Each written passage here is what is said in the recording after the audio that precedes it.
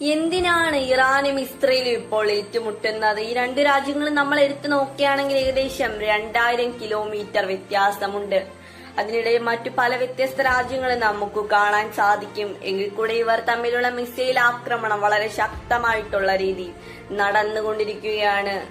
അതിൽ തന്നെ ഇസ്രയേലിന്റെ ഡിഫൻസ് സിസ്റ്റമായിട്ടുള്ള അയൺ ഡോമിനെ പോലും മറികടന്നുകൊണ്ട് ഇറാന്റെ പല മിസൈലുകൾ ഇസ്രയേലിന്റെ പല പ്രധാന കേന്ദ്രങ്ങളിലും വന്ന് പതിക്കുന്ന കാഴ്ച നമുക്ക് കാണാൻ സാധിക്കും. എന്തായിരിക്കാം ഇതിന് പിന്നിലുള്ള കാരണം? എന്തുകൊണ്ടായിരിക്കാം ഇത്തരം ഒരു ആക്രമണത്തിലേക്ക് ഇരു രാജ്യങ്ങളും നീങ്ങിയിട്ടുള്ളത്? ഇതൊരു ലോകമഹായുദ്ധത്തിലേക്ക് വഴിമാറുമോ? ഇതിനെക്കുറിച്ചൊക്കെ തന്നെ നമ്മൾ പരിശോധിച്ച് നോക്കുകയാണെങ്കിൽ ഈ നിലവിൽ നടന്നുകൊണ്ടിരിക്കുന്ന യുദ്ധത്തിന്റെ എല്ലാ പ്രധാന കാരണം എന്ന് പറയുന്നത് 2025 ജൂൺ 13 പുലർച്ചെ 3:30 ഇസ്രയേൽ നടത്തിയിരുന്ന അവരുടെ ഓപ്പറേഷൻ ആയിരുന്ന റേസിൻ അയൺ എന്ന് പറയുന്ന മിഷനാണ്.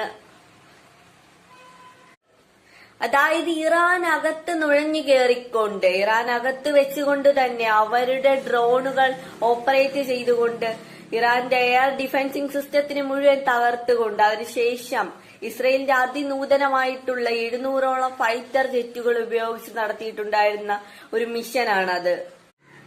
പ്രത്യേകിച്ച് ഇറാന്റെ പല പ്രധാന കേന്ദ്രങ്ങളെയും അതിൽ തന്നെ ഇറാന്റെ ന്യൂക്ലിയർ ഫെസിലിറ്റീസിനെ എല്ലാം ലക്ഷ്യമിട്ടുകൊണ്ടാണ് ഇസ്രയേൽ ഇത്തരം ഒരു ആക്രമണം നടത്തിയത്.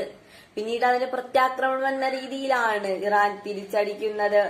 പിന്നീടാണ് ഈ ഒരു കാര്യങ്ങളൊക്കെ തന്നെ നമ്മൾ ഇപ്പോൾ നടന്നുകൊണ്ടിരിക്കുന്ന ഈ ഒരു അവസ്ഥയിലേക്ക് എത്തിച്ചേരുന്നത്. എന്തുകൊണ്ട് ഇസ്രയേൽ ഇത്തരം ഒരു ആക്രമണത്തിലേക്ക് മുതിർന്നു എന്ന് നമ്മൾ പരിശോധിക്കുമ്പോൾ അവിടെ നമുക്ക് വ്യത്യസ്ത കാരണങ്ങൾ കാണാൻ സാധിക്കുന്നുണ്ട്. അതിൽ തന്നെ പ്രത്യേകിച്ച് ഇറാൻ ആണവായുധം നിർമ്മിക്കാൻ പോകുന്നു എന്ന് പറയുന്ന ഒരു കാര്യമാണ്. ഇതിനെക്കുറിച്ച് നിങ്ങൾക്ക് എന്താ തോന്നുന്നത്? താഴെ ഒന്ന് കമന്റ് ചെയ്തേപ്പെടുത്തി ഇൻട്രസ്റ്റിംഗ് വീഡിയോസിനായിട്ട് ഈ ചാനൽ ഒന്ന് സബ്സ്ക്രൈബ് ചെയ്യും.